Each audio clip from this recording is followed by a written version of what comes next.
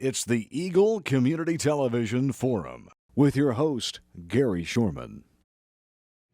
Hi, everyone, and welcome to the Forum on Eagle Community Television. Good to have you watching. Our program is brought to you by Hayes Med. Our guest today is Vance Chartier, and he's with the American Legion Post 173. That's correct, Gary. That's correct. And Vance, you're relatively new at this, but you're not new to the military. No. So let's talk a little bit about, first off, what was your military experience that led you to being in the American Legion? Well, my military experience, I went in October of 1979, and I served all the way through January of 97 as an artillery officer. And I was stationed basically all over the world, Germany, Korea, and various places in the United States. Well, I recognize when we looked at the name, we were talking about that. Chartier is a French name in a German community. Right. Did you get to choose coming here?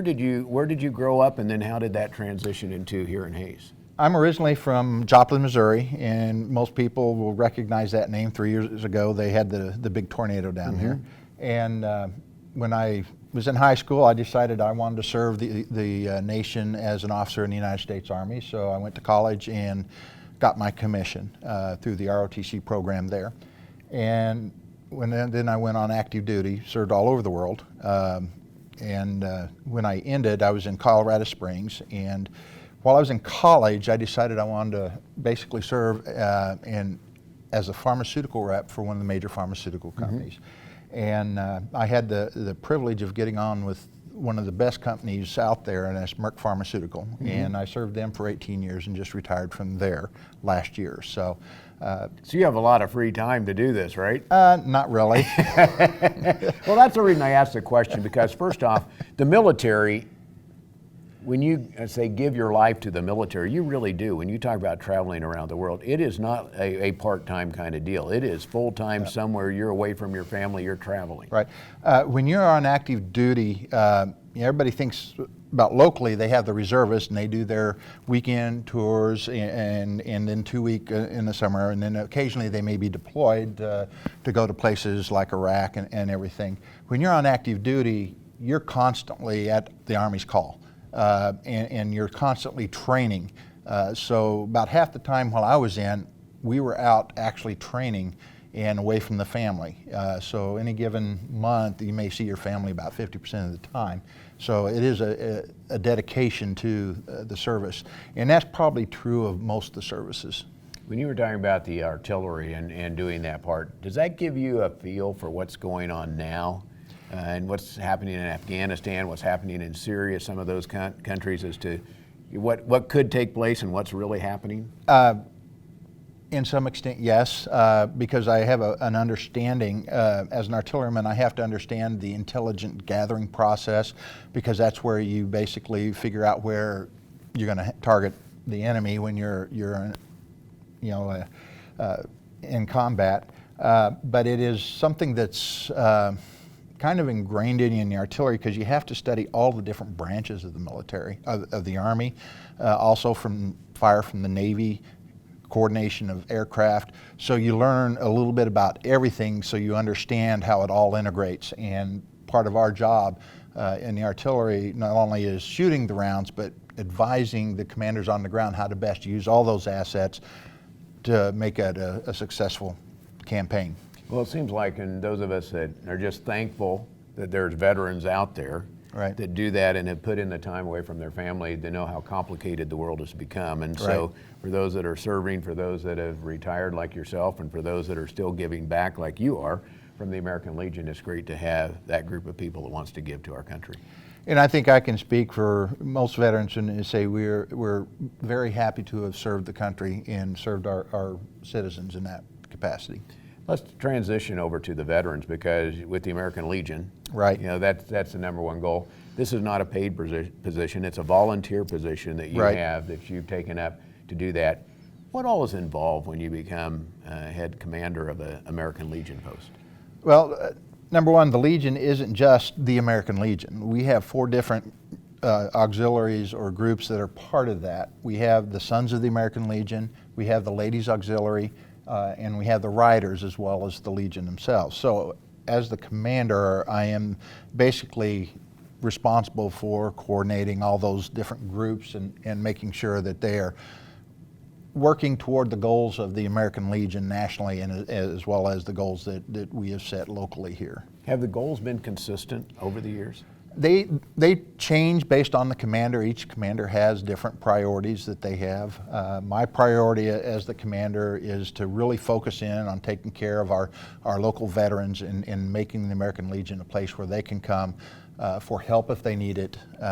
For example, we've had veterans that have gotten themselves stranded here because they ran out of money as they were traveling cross country, and we were able to give them money to head on down their way. Or they've moved to Hayes, but they didn't have enough money to hold them over until they were able to get themselves established. So we would be able to take care of them and coordinate with other agencies to make sure they aren't homeless.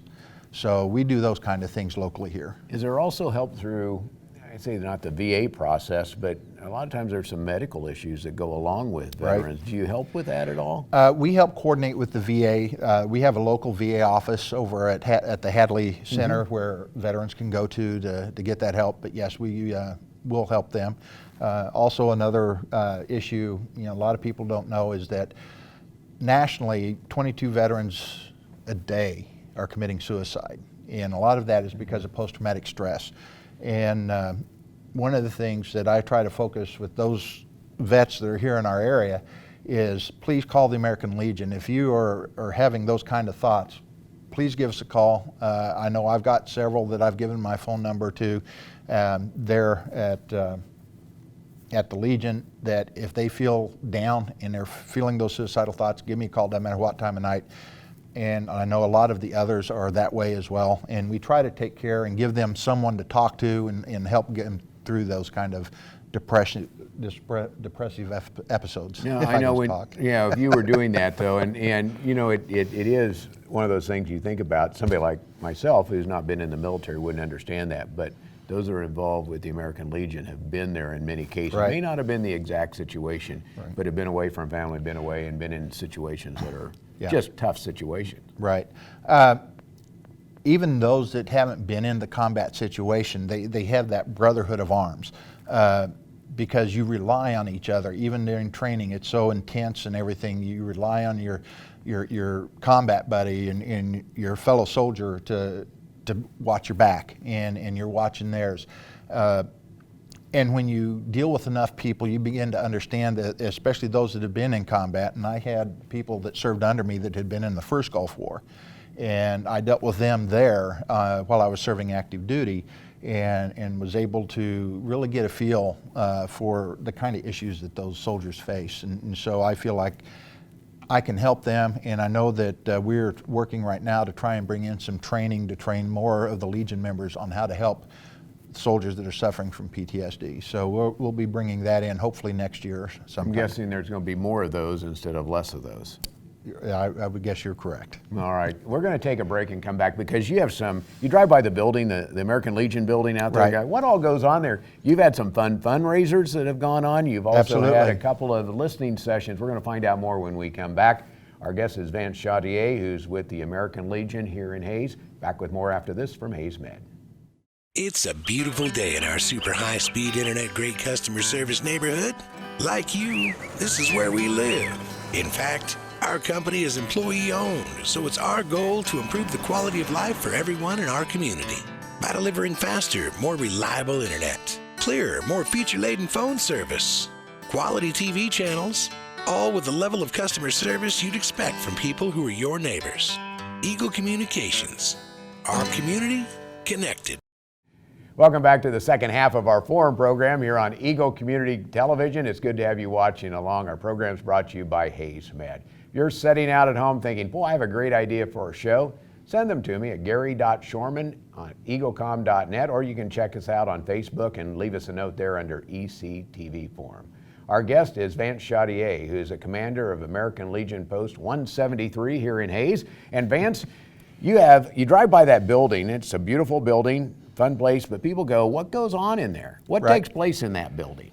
Well, routinely, we have our meetings in there for the different organizations that I mentioned before. But we also have fundraisers. We also have events that honor veterans. And then we also have hall and meeting rooms that we rent out to the public. So there's quite a variety of events that go on. I would venture to say if you're not a veteran, that's probably some wedding event or something like Absolutely, that. you've probably been there. And the Smoky Hill Television actually has their Valentine's Day promotion there at the Legion coming up in February. So, you know, all kinds of activities are there. But you've had a couple. One, you've had a soup supper. Right. Soup contest. Soup where contest. You brought in soup and did that. And what was that all about? And were there some winners? Absolutely. How do you choose? On That's November a tough 14th, thing. we had a soup competition, and basically when you bought your tickets, the people who bought their tickets to go and sample all the soups were given tickets. They were given 3 tickets for both the soup and dessert, and on each table was a container that the tickets were dropped in. And the winner was determined by the number of tickets they got. So it was basically votes from the people coming in and eating the food. And who are the winners? I know you had this all set up here. If you can go, if you don't have any calls or anything like that, you're going to take messages or anything. So who are the winners? The winners, the first place winners were Hazel Horse Sisters, and they had, if memory serves me correctly, a green bean dumpling soup and homemade chocolate cake, and it was divine. I will say that. Good combination. Good combination, and the green bean dumpling has good German fare out here. Second place was Brenda Morrissey and Chris Palmer, and then third place was Vince Grigo and Lisa Arnold. So they were the overall winners for the soup competition. We had 6 different competitive teams, and all the soups were delicious. I mean, it was, you know, just by the skin of their teeth that they won. Well, let's talk, because I think you were on a Facebook page. Is that right? Do you have a Facebook page for this American Legion Post? We have a Facebook page. It's American Legion Post 173 at facebook.com. And we also have a email, so if you ever want to contact the American Legion about renting a facility or looking to see what we could do to help you have a successful event, American Legion Post 173 at gmail.com. Either one is a good way to get a hold of us. Both of those are terrific. In Facebook, you go on there, and I think you just type in at the top, and you can post American Legion Post 173, and it's right there. Right, so. and you can see there some of the upcoming activities that we have. For example, you know, just coming up in the next week, we have this Thursday on the 3rd, our Stagette, and they're having the steak dinner. And so you have special events all the time that go along. Sunday we have an American breakfast, and then Monday we're having a burger feed, and these are all open to the public, and it's the first Thursday, Sunday, and Monday of every month that these events go on. So these up are routine. In January when it starts, if you remember those dates, you can be a part of that, right? Yeah, if anybody can come in to any of our events like that, because they are designed as fundraisers to basically help us keep the building going and help do repairs and modifications to the building, as well as fund scholarships, things like that for youth and everything. Well, there was one other event you had, and what I thought was interesting, it's called our Veterans Care and Share event. What was that about? It is actually Honor Your Veteran Care and Share event, and that was the same night as the soup competition. One led into the other. The Honor Your Veteran Care and Share event is something that we hope to make an annual event. And it was all about people coming and sharing a story about their veteran. What was interesting is the stories that were shared weren't just about veterans. We had someone come and share a story about their mother, who was a Rosie the Riveter during World War II, which is very important to the war effort. We had someone talk about in high school when they saw the boys that had just graduated getting on the buses to go to Vietnam.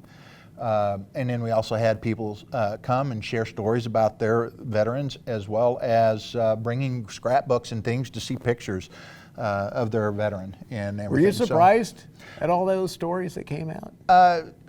No, it was what I was hoping for. So I was glad that we had the turnout that we did. We had about 70 people that showed up for it, and for our first event, we thought that was very successful. Next year, we hope to have more, obviously. We will be announcing that well ahead of time, and hopefully we'll be able to get on air again and talk about it ahead of time, and hopefully get more people out. Well, that's interesting, because some of those stories run deep. Yes, they do. Individuals. Yeah, and I was privileged to share a couple of stories of people in my family, and as well as others. What was one of those stories? Well, I'm going to share one I didn't share on the radio the other day, and that was my uncle Ben Douglas.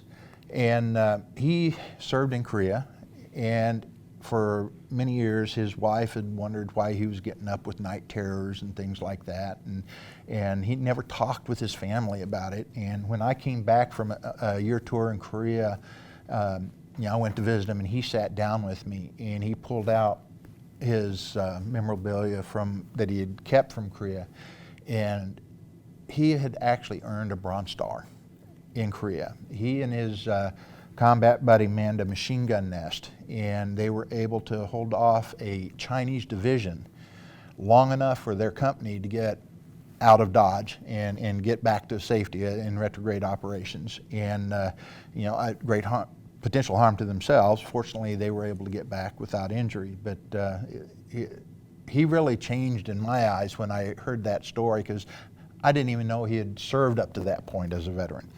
And that was in 1994, and that was the first his wife had heard what he had done. And it